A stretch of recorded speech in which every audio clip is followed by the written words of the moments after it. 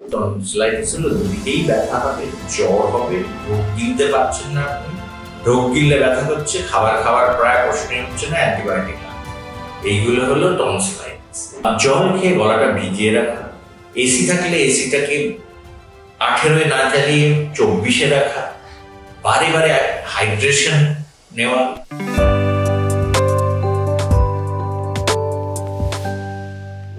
নমস্কার, welcome to ডাক্তারবাবু YouTube channel.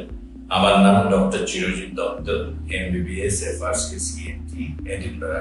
আজকে আমরা গলা ব্যথার কারণ এবং তার ট্রিটমেন্ট, বিভিন্ন রকম গলা ব্যথার কারণ এবং তার কি ট্রিটমেন্ট হয় তাই নিয়ে আলোচনা। খুব বিস্তারিত আলোচনা নয়। গলা ব্যথার প্রথম কারণ হলো ওভার ইউজ অফ ভয়েস। এটা খুব কম, এটা মৃদু ব্যথা হয়, বিরাট কিছু ব্যথা হয় না, কিন্তু সারাদিন বকবক করলে গলা একটা ডিসকমফর্ট, একটা অস্বস্তি, গলাটা শুকিয়ে যায়, এটা খুব কমন কারণ। সেকেন্ড কারণ যেটা আমরা অতটা ভাবি না হলো গ্যাস্ট্রাইটিস। গ্যাস্ট্রাইটিস ঠিক বলবো না, আমি অ্যাসিড রিফ্লাক্স বলবো। অ্যাসিডিটি এসে গলার পিছনটা ইরিটেট করে, একটা ডিসকমফর্ট হয়, মনে হয় গলার পিছনে ক্রিম মতো জমে আছে, একটা ফরেন বডি সেন্সেশন হয়, মনে হয় গলার পিছনটা আটকে আছে।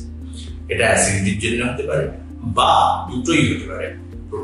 প্রচুর কর্মসূত্রে কথা বলা বা গান গাওয়া, ভোকাল ইউজ যাকে বলে, যেটা আমি এখন করছি, সেই ভোকাল ইউজ বেশি মাত্রায় হলে আর অ্যাসিডিটির সাথে হলেও গলা ব্যথা হয়।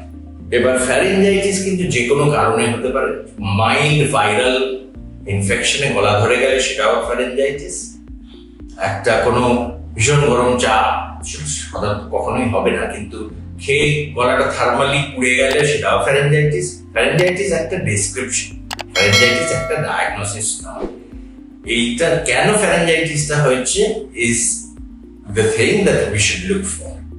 এরপরে হলো টনসিলাইটিস। টনসিলাইটিস হলো দুদিকেই ব্যথা হবে, জ্বর হবে, ঢোক গিলতে পারছেন না আপনি, ঢোক গিললে ব্যথা হচ্ছে, খাবার খাওয়ার প্রায় প্রশ্নই হচ্ছে না, অ্যান্টিবায়োটিক লাগছে। এইগুলো হলো টনসিলাইটিস। এবার গলা ব্যথার ম্যাক্সিমাম কিন্তু আমরা যেটাকে বলি কনজারভেটিভ মেজার্স দিই, এটাকে চিকিৎসা করা পুরোপুরি ভাবে সম্ভব। ভয়েস রেস যেখানে ওভার ইউজ হচ্ছে সেখানে ভয়েস রেস পসিবল আজকালকার দিনে। ইমেল আর টাইপ আর করে কিন্তু ইজিলি করা যায়, সারাক্ষণ কথা বলে যেতে হবে সেরকম নয়। সেলস পার্সনদেরও ক্ষেত্রেও না, আমার তো সেলসে কাজ করি, আমি কি করে ড্রেস নেবো, সেটা কিন্তু ইজিলি করা যায়। It is hardly ever the case.